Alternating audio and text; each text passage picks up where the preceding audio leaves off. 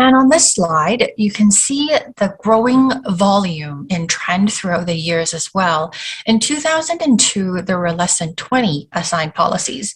And just last year alone, there were more than 600. So you can really see an increasing trend in the insurance lending arena. And here is a slide that shows the top 10 cases sold at Sunlife in 2021. This is a very popular slide that everyone, or a lot of people, asked me for every year. And here we can see the top 10 cases with Sunlife last year.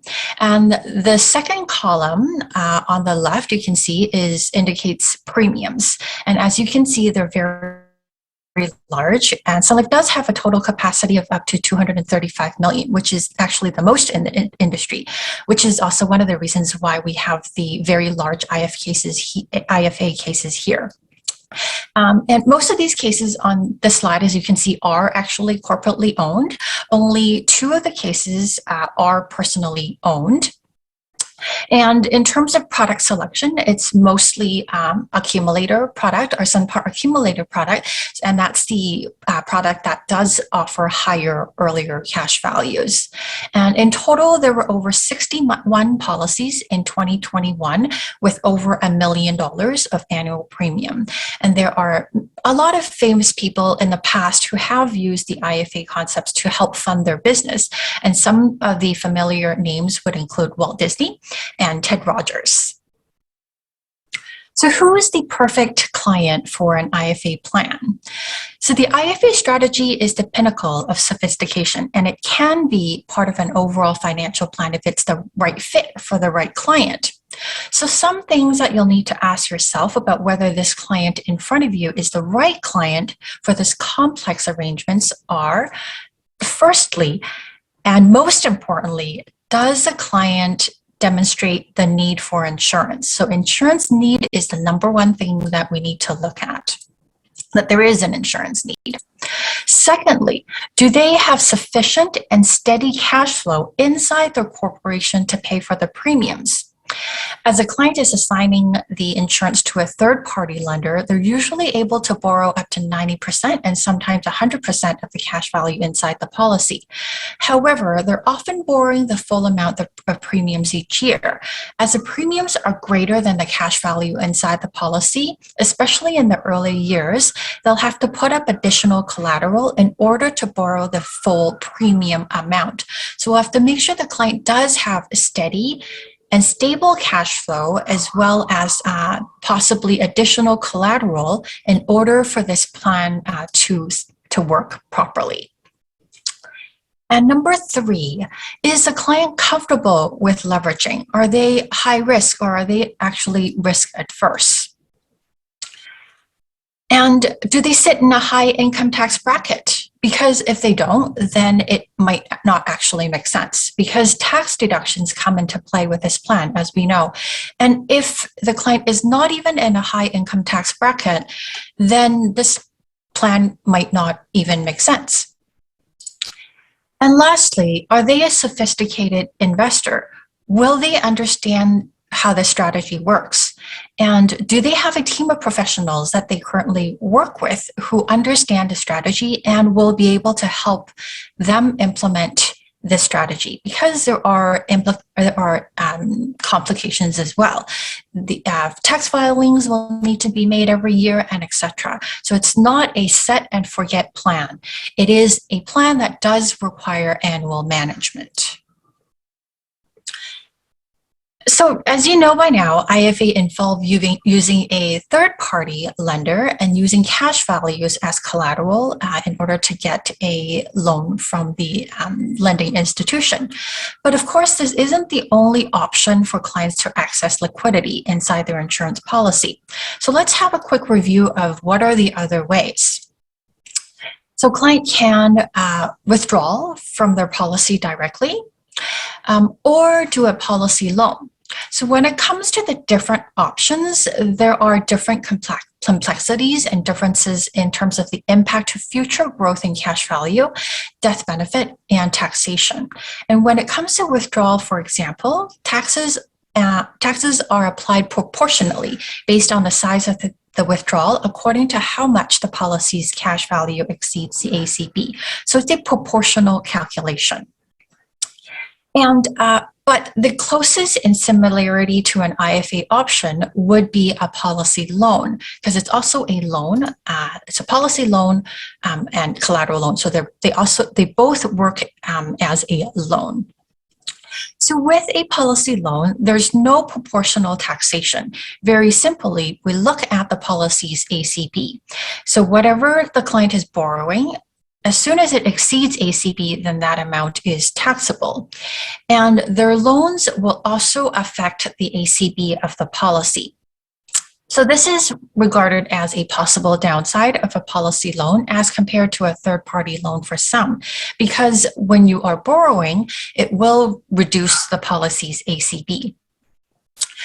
Although some exceptions can apply for some third-party loans, so for third-party loans, it will depend whether the shareholder borrowing is used or if corporate borrowing is used.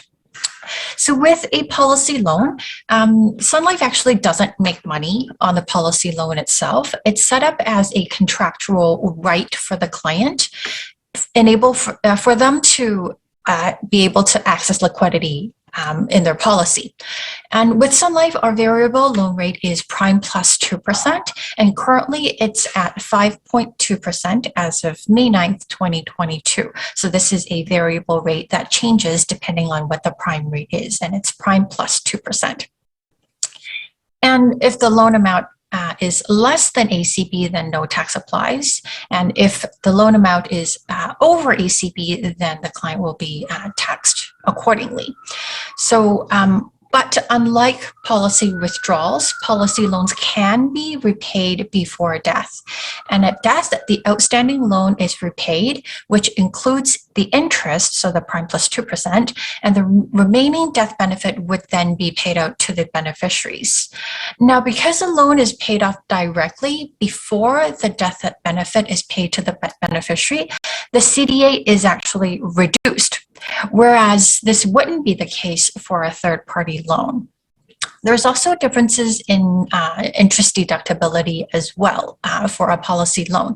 And depending on the ACB of the policy, deducting policy loan interest can result in a taxable policy gain being triggered at the same time. And for policy loan, the NCPI is actually never deductible, unlike an insurance collateral loan. And for interest deductibility, the client will need to request a written confirmation on a special CRA form from the insurer about the amount of the policy loan that's deducted each year and file it with a CRA in a timely manner. So getting tax deductions is also very complex or does require several steps, just like an IFA policy. So let's take a look at a third-party loan or a loan with a third-party lender. There are definitely pros to this method and some areas to precaution as well. Here we'll touch on both scenarios because with third-party lending, it can be an immediate type of need or a later type of need. So an immediate need, of course, that would be more like an IFA concept, so immediate leveraging, so immediate financing arrangement. Whereas if it's a later need, would typically, the name for it would typically be individual retirement strategy or individual retirement planning, or if we're looking at corporate, it would be corporate retirement strategy or corporate retirement planning. And this process, third-party lending, would be a bit more complex compared to a simple policy loan scenario. With a policy loan, you just need to submit a form to the insurance carrier, and then you'll be able to get the policy loan. For a third-party lending, though, you will need a little bit more information to be provided at the bank level and also to the insurance carrier. You need to provide illustrations, and an application will need to be made to the bank, and Karen will go over the details later on with us. The loan with the policy loan, the insurance policy will grow, but the insurance policy values will grow independently. And with collateral loan, the same thing. Because it's a loan, we're actually not, quote unquote, touching the values inside the policy. So we're not directly impacting the growth of the policy, unlike a policy withdrawal. For a third-party lending, if we're looking at a retirement scenario where the client is borrowing the money for retirement purposes, deductions are likely not available because the client is borrowing the money for retirement purposes to buy a car, to go on a vacation, or for their retirement needs. So there's no room for deductions because the client simply is using the income for a personal need. Whereas if they borrow the money, or even if it's a retiree scenario, if they're borrowing the money for investment purposes, then the interest may be deductible. So it really comes down to how you're using the money that you are borrowing. Whether it will be deductible or not depends on how you are using that money.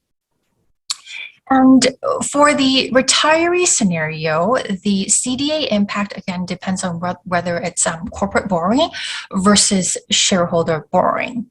But that's beyond the scope of what we'll discuss today. But in short, a shareholder borrowing scenario could potentially reduce the policy CDA credit. So if a personal loan is being repaid with corporate dollars, then it may reduce the corporate's CDA credit. Whereas a corporate policy with a corporate loan would not create this issue.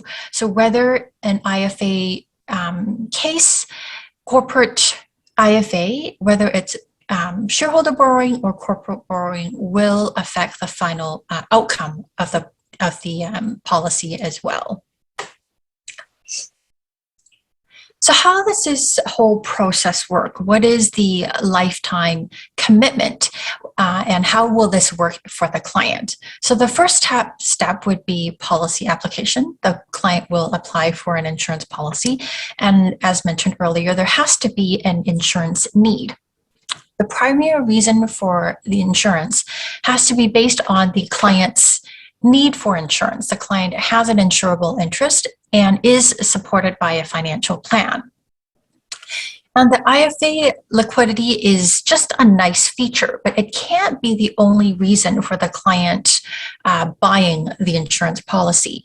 And the ownership and the beneficiary structure needs to be carefully considered as well for taxation purposes, right? And the premiums will then be paid. For an IFA, it's not actually free insurance. The clients must actually continue to pay their premiums out of pocket, either personally or from the corporation's retained earnings. So the client must have funds to be able to fund the policy. And the premiums are paid with after-tax dollars. And it's important that the loan is not be used for the premiums, because in order for it to be deductible, the loan has to be used for other investment purposes to earn income. And the premium structure will affect the NCPI deductibility. It will affect the NCPI deductibility. So how you structure the insurance plan will affect this. So do you pick a life pay or a limited pay? So with a life pay policy, there's more overfunding room and more plus premium room. There's also larger cash values that can be created that can create larger loans and larger deductions for both interest and NCPI, which can run for the entire life of the policy. But for a limited pay policy, there's not as much because there's no premiums due in the later years, that will affect the NCPI deductibility. Because when we're looking at the NCPI or premium deductibility, we have to look at the lesser of premium and NCPI, right? So we're looking at a limited pay policy, once the policy is paid up for the 10 years or the 20 years, then that means that portion is no longer deductible, because we're looking at premium and NCPI, the lesser of premium and NCPI. And also not the full amount is deductible. We're looking at the loan versus loan to death benefit ratio. Only the loan to death benefit ratio will be deductible. And in terms of the plan structure, by adding plus premium, it will increase the internal rate of return and cash value of the policy. So a lot of the IFA cases that we do see, it's structured so that plus premium is added to maximize the cash value available in the policy, especially in the early years. This way, the client's need to provide additional collateral will be less compared to if you were to have a policy that has minimal plus premium. But of course, it's important to note that plus premium wouldn't make sense if more face amount is needed. So we'll have to look at the entire scenario for the client and what the client's insurance need is versus the premium suitability as well. And when using the illustration and determining the expected premium offset, it's important to make conservative assumptions as well. And as mentioned earlier, with life pay, the NCPI deductions are still available even after for a life pay policy, because you do have a lifetime of premium obligation. Even the policy is on premium offset, the NCPI portion will still be deductible. In terms of policy cash value, it'll take some time for the policy to build up the cash value. And so the best practice is to use maximum plus premium on an accumulator plan, because with an accumulator plan, there's higher early cash value. And also PUA, dividend options, so paid up additional insurance, is typically the dividend option that's selected, because the growth of the policy will, because that way it accelerates the growth of the policy versus other types of dividend options. And the banks are lending based on the total cash value at the end of each policy year. And the banks know that the dividend rate is not going to be zero at the end of the year, at the end of the year, especially at year one. So they do give some flexibility in that sense. So don't focus too much on the guaranteed cash values, but focus more on the current values, maybe current dividend scale -1, for example, or -2. But when the banks are requesting for the IFA illustrations, they're typically looking at the current dividend scale -1 scenario. And now we move to the banking considerations. So when client apply for the policy, the client that's paid for the client or the corporation. After they've done that, they'll now need the loan. So in reality, though, typically the process goes concurrently. The client will apply for an insurance application and also approach the bank at the same time, because on the bank side, the underwriting also takes time. So typically, it's a concurrent discussion with both the bank as well as the insurance carrier. So you would apply for the policy and then also talk to the bank right away so that you have that process started. And on the lending specifics, I'll let Karen go over that. But once approved, then the policy will be pledged as collateral, additional collateral assets, depending on how the lending arrangement is made.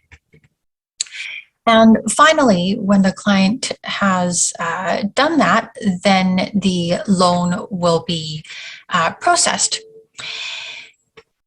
And in terms of loan rates, we also want to be realistic, and we also want to be conservative as well. And on our loan illustrations, we do provide a loan sensitivity analysis, and that's your loan rate -1% and loan rate -2%.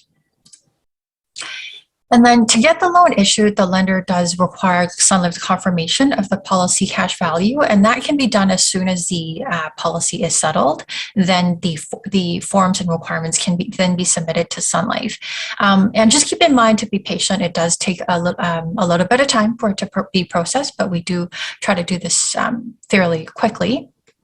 And also, the client's accountant will need to start making meticulous tracking of the cash flow and transactions of the premiums, where that premium is coming from, when the money is borrowed, how that money is being invested, and where that's going to, because we need to make sure that everything is tracked properly in order for the tax deductions to in order for the tax deductions to be valid and make sense. And we have that track record should CRA ask for it, right?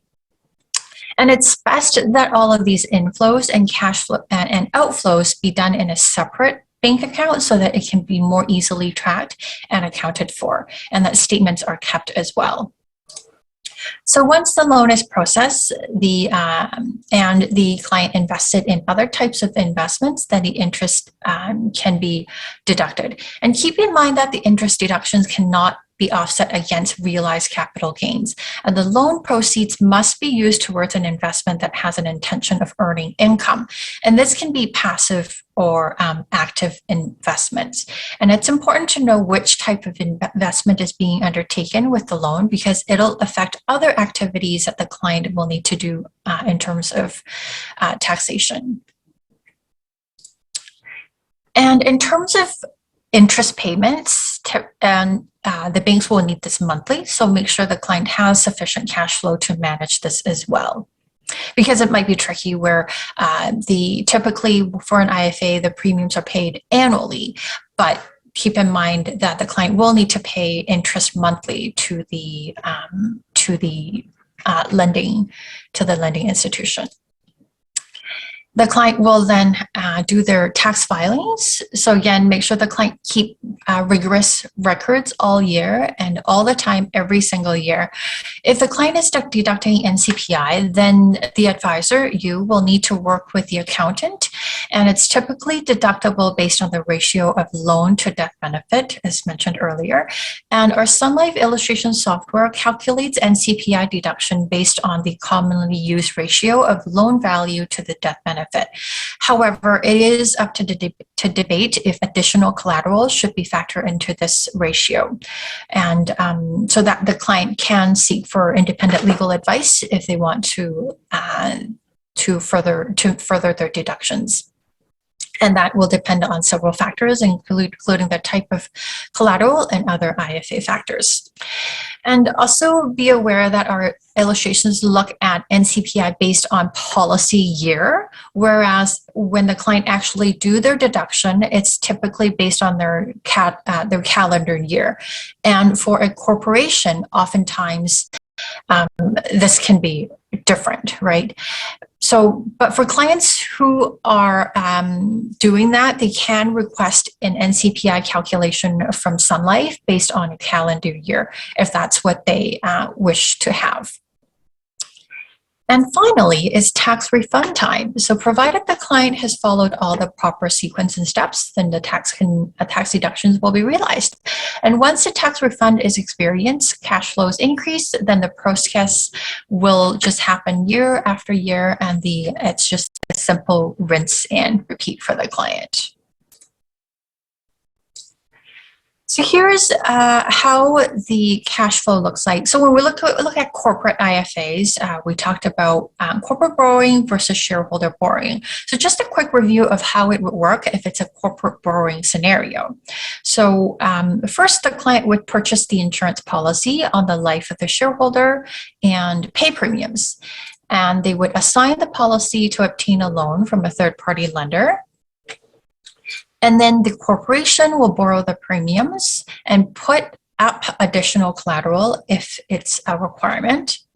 And then the corporation may choose to pay the monthly interest, which of course is something they'll need to do if they want to have those deductions, right? And the corporation could then invest the loan proceeds back into the corporation or some other types of income earning investments, and that if they do want to get the deductions. And what happens at death? So when the shareholder dies, the policy is used to repay the outstanding loan balance to the lender, and with the remainder being paid as a tax-free death benefit to the corporation. So one benefit here is that the CDA was not reduced, even though the corporation receives part of it as total death benefit amount. Whereas with shareholder borrowings, it's similar but a little bit different. So we do have a corporate policy as well. So again, the corporation will purchase a corporate-owned insurance policy on the life of the shareholder, and the corporation will pay the premiums, and the corporation will be the beneficiary. The corporation assigns the policy for a loan, and then the lender then take the loan payments to the shareholder. So this is the main difference. The lender, because the one that's borrowing the money is the shareholder, not the corporation. And the shareholder then pays an annual interest pays the annual interest on the loan, right? But they're not going to get the deductions. They may also need to assign the additional collateral if the cash value of the policy isn't enough. And because the shareholder got the benefit of a tax-free payment, then there is the guarantee fee which is involved. The shareholder will need to pay a guarantee fee back to the corporation. And how much this guarantee fee is, it's difficult for us to say because it's not explicitly stated by the CRA, but it could be anywhere upwards of 400 basis points. And at death, the death benefit is paid to the corporation, and the corporation would then distribute the net death benefit after any dividend tax is paid to the shareholder's estate. And the shareholder uses the funds to repay the lender, and any excess can then be retained by the estate. It's important that the shareholder repays the loan so that it's not perceived as a taxable benefit from the corporation. So in the shareholder borrowing, again, the main difference is that the shareholder is doing the borrowing individually. It's not a corporation is not doing it. So it's not a corporate borrowing. So the shareholder is doing the borrowing individually, but using a corporate policy. And at death, the shareholder will need to repay the lender for this to work. So those are the main differences and elements to keep in mind, and the tax deduction differences.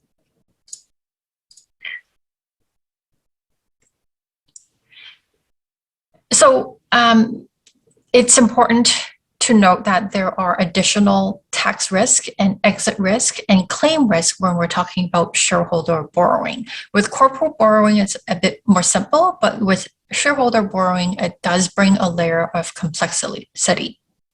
So clients will lose out on the NCPI or premium deduction because the owner of the policy and the borrower are not the same. So that's why you're not able to do the premium or NCPI deduction as well. Because for NCPI and premium deductions, the owner and the borrower of the policy must be the same. So because of the additional risk, some lending institutions will require shareholders to acknowledge the risk by filling out a form as well.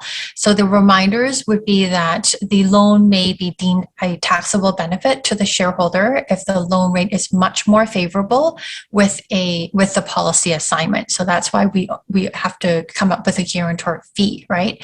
And if the policy lapses and the loan agreement terms are not met, then they may have a taxable benefit and they'll have to deal with it. And the process could impact the valuation of shares at death to the corporation. Whereas a corporate borrowing loan, we've decreased the value of the shareholder shares in the corporation on their death. So the shareholder loan scenario will not. So this will create some taxation impact. And there's also no NCPI deduction, as mentioned earlier, because the borrower and the policy owner is not the same. And of course, professional and independent advice must be used. And here is a quick example of how some of the numbers could look like under a shareholder borrowing scenario. So here we're using a common SunPar accumulator policy, LifePay, with premium offset at year 11 and a current dividend scale minus 1%. We've got the loan being paid to the shareholder, and the shareholder repays the loan interest each year and the guarantee fee. Here we've assumed a loan interest rate of 4% and a guarantee fee of 2%. And as with all shareholder borrowing scenario, there's no deductions on the interest.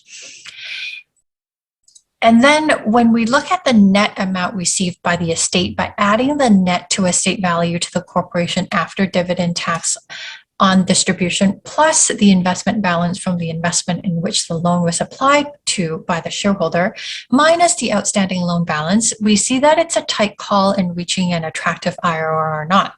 So after accounting for the guarantee fee plus other fees that may be involved, the IRR might not be very positive or might not be positive at all when we look at closer to life expectancy. So this is shareholder borrowing. When we look at corporate borrowing, it will be very different because there more deductions will come into play, and also there wouldn't be a guarantee fee involved because the corporation is using its own policy to borrow funds for corporate purposes, right? So in summary, unwinding the strategy at death is more complicated if we're looking at a shareholder borrowing, and it could lead to more complications. And with shareholder borrowing, there is also a loss of the NCPI deductions in the long term. It could add up to be quite a bit. And with shareholder borrowing, you have to account for both individual and corporate entities. So you're increasing your complexity for sure. And guarantee fee that we talked about earlier, that's something that will be taken into account. And if the loan is not invested, then there's no loan interest deductions, right? And there are there's also upfront fees that the shareholder needs to handle on their own when they're doing the shareholder borrowing. And of course, there's other risk involved with the IFA strategy, right?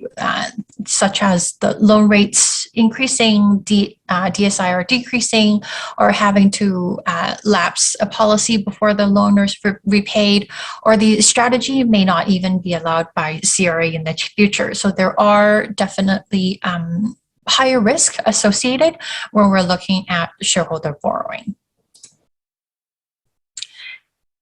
And if you thought the shareholder borrowing is complex, we have seen a lot of more different twists in the marketplace out there. And that does bring another layer of added risk when we talk about IFA. So some plans or some IFA strategies that we have seen out there include double IFA, and that involves buying a policy and then leveraging the premiums to buy another policy, then leverage that to invest into a business. But that might not even make sense, because why are you getting a policy and then leveraging leveraging the premiums to buy another policy? Because when you're doing that you're not getting any interest deductions there, right? So there are a lot of things that advisors and clients are doing that may be very high risk. So just be aware of that. Something else that we've been hearing or we have heard of is shareholder borrowing, but lending it back to the corporation to invest. And again, there's no NCPI deduction. So it begs the question of why not just do the corporate borrowing, right? Another thing that we've heard of is split ownership of IFA, and that requires an actuary to have the corporation own the par policy that is stripped of the CSV and is just a T100 basis, and the shareholder then pays the difference and has access to the growing death benefit. But most importantly, all of the cash value to leverage. So that's so there are definitely a lot of different complex IFA scenarios that advisors or clients are coming up with, which are extremely risky in our point of view. So now let's look at what the underwriters want to see. In the application, make sure the clients acknowledge and know that they are doing front-end leveraging. And on the cover letter, describe how much amount of insurance is being applied for and how that's determined, and identify the primary need for insurance, and identify that an IFA is being considered, and who the lender is and how this is to be arranged, and a verification of finances. So we'll need the financial details, as well as other notes to include, such as who the lender will be, and because the underwriter will need to understand the individual circumstances of the case. And here's an example of an unsuccessful case going through underwriting. So we have a client who's 45, income of close to $1 million a year, and current net worth around $2.2 million. We're proposing a $20 million of coverage, and premium is $1.35 million. And just looking at the ratio of premium to income, you can see that it doesn't quite make sense because premiums are over 50% of the net worth. So in this case, this is not something that we'd be comfortable with. With another scenario, a successful case, we have a client who's also 51, non-smoker, income over $2 million a year, but with significantly more assets, personal net worth over $10 million, and the holding company's fair market value of over $40 million. In this case, 11.5 million policy is being proposed with a premium of 500,000. The ratio of premium to income is less than 25%, which makes sense. And premium is less than 25% at 20% of net worth. So financially, we're okay for the client, for the insurance. And because we have also established the insurance need, then the underwriter will be okay with the case. So now I'll pass it over to Karen for another scenario and some more information on the Manu Bank side. Perfect. Thanks so much, Viola and June, for the introduction. Unfortunately, I don't think my video is working, but hopefully everybody can hear me okay. So I am going to actually go back a little bit to the unsuccessful and successful case that Viola went through earlier. So the case that we looked at was unsuccessful from the bank's perspective. So the first thing is that the client's income was quite strong, but not strong enough for the premiums requested. So for the premiums of 1.35 million, you really want to see that the client can afford the insurance. Whatever the premium is, the client's total income, whether it's corporate or personal, should be well above the total premium amount, because otherwise you're saying without the IFA, how would the client afford the premium? So that's a big question we have. The next kind of factor that we look at in approval is, let's say the client doesn't have a lot of income. They're an investor client, they're new to Canada with a lot of assets. They don't have business income, but they have net worth. So the net worth is very important. In this case, the client's net worth was relatively strong, but again, for a premium of 1.35 million, that would be a $13.5 million loan over 10 years. So the client's net worth would need to be 2 times that amount. So at Manulife Bank, if your client does not have income to support the loan requested for the IFA, they can be approved on net worth. Now, I know that that's something new, so it's really, remember this, is that we are now IFAs based on net worth, but the net worth needs to be 2 times the loan amount, and 25% of the client's total net worth needs to be liquid. So it cannot all be in real estate. There does have to be some liquid assets available. So in this case, the client at 1.35 million annual premium would have a $13.5 million total loan for the 10 years, because we pre-approve our IFAs for 10 years. That means the client's net worth to be 2 times that amount should be about $27 million with 25% liquid. So of that 27 million net worth, the client should have about 6.75 million in liquid assets. So obviously this is quite a large amount of liquid assets and net worth required, but based on the client's, what we saw from the client's profile, they could probably qualify based on their net worth for 110,000 annual premium over 10 years, which would be a $1.1 million IFA, because this would be supported by their $2.2 million net worth, with the assumption that 25% of this is liquid. We obviously didn't see the breakdown client's net worth in the example, but assuming 25% of that is liquid, they would be able to qualify for that. So it's a lot smaller of an annual premium, but it is what would be approved by the bank. So I'll go over to the next slide on the successful case and why that was successful. So in this case, this case was very, very strong because of the premium was 500,000. So over 10 years, this would be a $5 million loan amount. Net worth was well over $10 million. So there you have the net worth covenant covered for the approval, and the client's income was actually very strong at $2 million annually. So you could see that this type of client could afford a $500,000 premium because they still have $150,000 left over for all of their other living expenses. So that is why that case would be successful from a banking perspective. Now we'll go through quickly the process of how the loan works, because this can be a little bit confusing. So basically what would happen is, if you are interested in an IFA, or you have a client that is in IFA, you will send me an email just saying, hey, I'm interested, my client's interested, what do I need to send you? And usually it's going to be the policy illustration, the IFA illustration, the client's net worth statement, and income. So either T1s or corporate financial statements.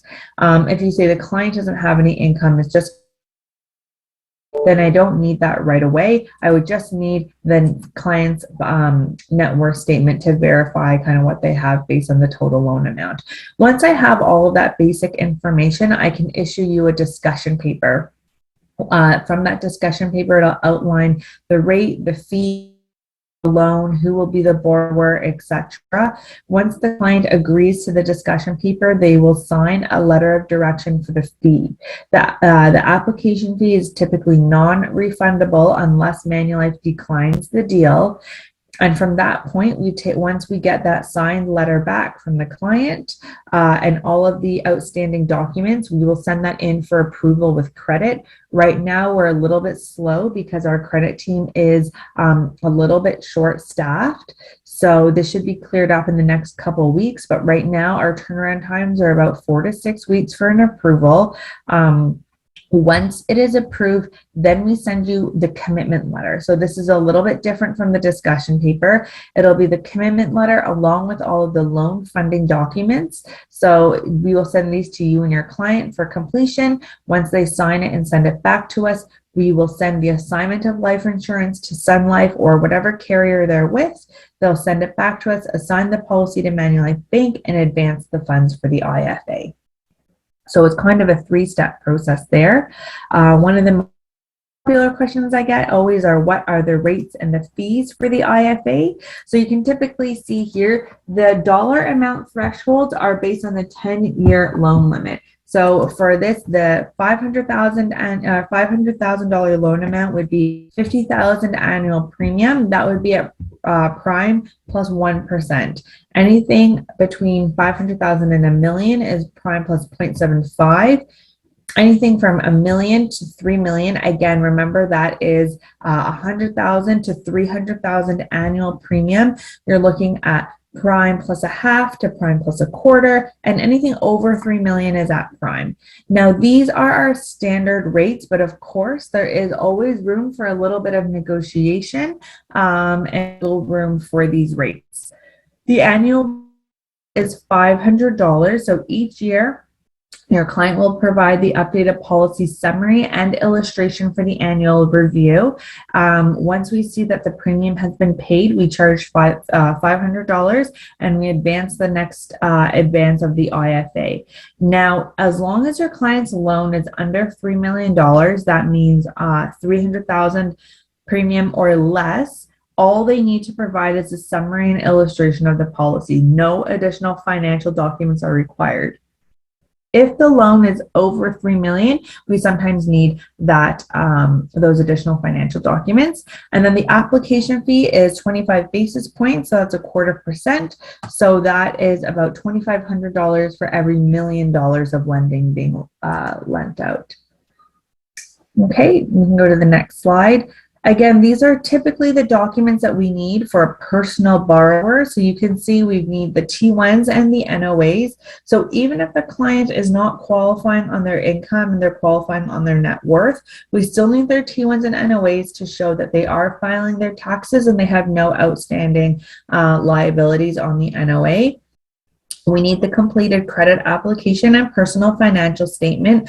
In that personal financial statement, it's always important to remember to list out only the assets and liabilities under the client's personal name. If it's in a corporation, don't include that. You can just include that corporation as an asset and of that corporation, but no need to list out any of the corporate bank accounts or anything like that. Whatever you list out on that net worth statement, you should provide documentation for. So if you say they have $500,000 at RBC, I'll need to see that bank statement. If they've got a $3 million property, we'll need to see the property tax assessment, etc. A brief bio on the client, so really outlining, who they are, if they came to Canada recently, when they came to Canada, what was the source of their wealth or their income? Did they bring it over? Do they have a business in Canada, a business overseas? Do they have children? What is, kind of why do they need the life insurance? Is it for that, do they have children? Are they grown up? Are they younger? Do they still have business relations overseas, or is it all moved over to Canada? It's really important for us to understand two things. Number one, source of funds if they're newer to Canada, as well as how are they living their lifestyle. So for example, if they are investor clients or if they have a large mortgage, where's the income coming from? Those are just really important things for us to know. The policy summary and illustration if it's an in-force policy, and the IFA illustration. Okay, we'll go on to the next slide. For corporate IFA, you're going to need all of those personal documents that we talked about, plus the corporate financial statements. And if there's more than one organization involved, then we also need an organizational chart and articles of incorporation. Okay, I think I'll just go through quickly an IFA illustration and going over additional collateral, because this is a question I get often. So just to preface, the only time we need additional collateral is if we're going 100% to premium and not 100% to cash value. So in this case, you can see that the policy premium payment is $250,000. The cash surrender value is $211,000. So between these two amounts, there's a difference of $38,000 that we would need to hold as additional collateral. So you can see here, actually in year of additional collateral is $68,000. And that is what we would need to hold as additional collateral at the time of funding. If your client decides to go 100% to cash value, they do not need to hold any additional collateral. So it's only, again, if your client is looking to go 100% to premium. If you have any questions, please feel free to ask that here, and we can clarify that. And we'll just go on to the next slide to go over what we can hold as additional collateral. So we can always hold a Manulife Bank GIC or a cash in an Advantage account, a letter of credit, or if your client has another whole life policy with cash value, we can use that 100%. So if you remember from the last slide, we needed $68,000. So if your client wanted to put $68,000 in an Advantage account, a GIC, or if they had $68,000 in a whole life policy, then they would just hold that, and we hold that as 100% of cash value. A GIC is actually a really great option right now because, our 3 or 5 year interest rates are between 3-4%. So they're actually earning quite a bit of interest on those GICs to offset the leveraging cost of the IFA. Now, if your client has an existing investment account that they don't use very often, it's not traded very much. We can use mutual funds, seg funds with Manulife Financial or Manulife Securities only, and we hold those at 75% loan to value. So they would need a little bit more than the 68,000. And if it's equities or other investments, we'll hold them at 50%, and those all need to be pre-approved before. Client says, I have an RBCDS account that I want to use as additional collateral. They have to send us that ahead of time, and we have to get that approved, and we have to know that RBCDS will next slide. In this example, as you can see here, it's the same policy, but going 100% to the cash value. So you can see here, again, the policy premium is $250,000. The cash value is $211,000. So the outstanding loan balance is $211,000, and there is no additional collateral required. So as mentioned, only additional collateral is required for policies that are going 100% to the premium. So I often recommend going 100% to the cash value because you can see here in year 10, actually, the total cash value is 2.8 million, which exceeds the total amount of cash being put into the policy. So 250,000 over 10 years would be $2.5 million of premiums. By year 10, there's actually $2.8 million of cash value in there. It's actually getting more back than what they put in. And usually that kind of happens in the 5 to 7 year mark here. You can see here by year 5, they would have put in 5 premium payments. So $1.25 million, it's a little bit shy there. By year 6, they actually get more cash value than what they put into the policy. Okay, and I think that is it for me. Does anybody have any questions? We have a bit of time left over.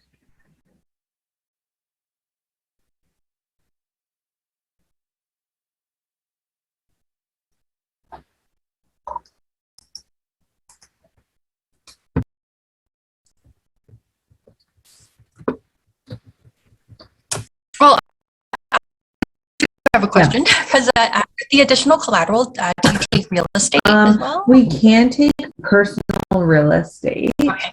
But if we are going to do that, there needs to be a couple factors. It is a little bit complicated. One, it has to be free and clear, so there cannot be any mortgage on it unless it's a Manulife mortgage. We hold it at 50%. So, in this case, a client needed 68,000 of additional collateral. So they would need, about 150,000, let's say, of equity in their property, which in Vancouver should not be a problem. Over and above whatever their Manulife mortgage is, if they have one. Then the clients also need to, if they're using their real estate, personal real estate, they have to pay for an appraisal because the appraisal needs to verify the value of the home. And then they need to have that assigned to the bank. So usually that requires a lawyer.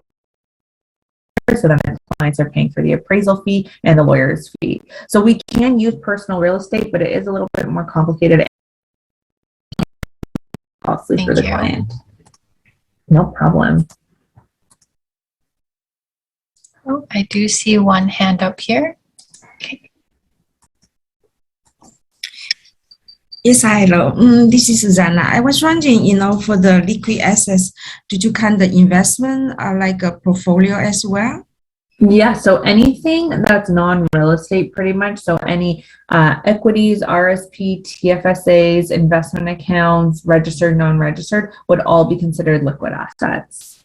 So that would be if it's in the seg fund, that would be the 50% of the total liquid investment. So if you're talking about for the net worth? Yes. Yeah, so if your client, let's say, has $1 million net worth and they need 25,000 or 250,000 of liquid assets, the seg funds or investments would be part of that 250. So how did you count it? If they have an investment for $1 million, so is that only 50% count? Or no, we count 100% of the liquid assets for net worth. For that, right? Yeah. Yeah, for RSPs, we take half of it because if we were ever to liquidate the RSPs, they have to hold back 50% for tax purposes usually. So we take 50% of RSPs, but any other investments, we hold it at 100% for the net worth. I see. Thank you. You're welcome. I see a question here from Housing as well. How many years premium can you approve at the first loan application? So 10 years.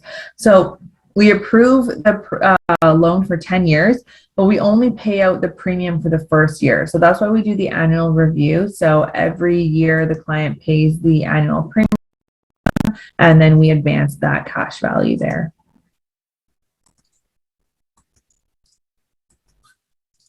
Does that answer your question, or are there anything else? I think there's another question on the chat is about Canada Life securities. Are they available as security? I'm guessing additional collateral. Oh, I don't see the chat here, but so Canada Life securities. So again, if they are securities held by another corporation, we would need to see the investment statement and see if it will be approved by our credit team. I haven't heard of Canada Life securities before being used. I know RBCDS we can use. They would need to sign our margining agreement. I would say typically we can take a look at it, but you may just want to have your client plan to move over some investments to a GIC. I think the advisor was referring to Canada Life funds. Okay. But they're held in a Canada Life account? Okay. It would be based on the dealer platform. So if they're funds held with like Manulife securities, that's no problem. If they're held, it would depend on the dealer platform there. And another question is there minimum amount for the loan? Yeah, so $500,000. So that's $50,000 annual premium is typically our minimum.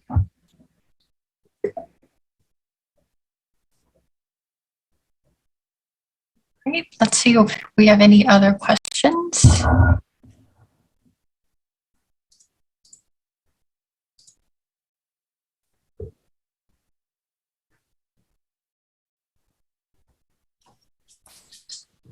Well, if there's no other questions, you can always feel free to reach out to Viola or I by email. But hopefully this was helpful.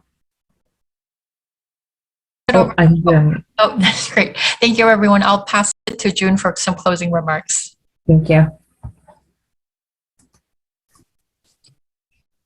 You'll need to unmute yourself, June. Okay, thank you. Okay, thank you so much, Viola and Karen, for delivering this valuable information and presentation. We'd also like to thank all of you for taking the time to be with us today. And we hope today's presentation has brought value that will help grow your business. So please keep an eye out for our follow-up email with a copy of the presentation and all of the relevant marketing materials. And do not hesitate to contact us if you have any questions. Thank you again and have a nice day. Thanks, everyone. Thanks, everyone. Thank you. Bye. Thank you.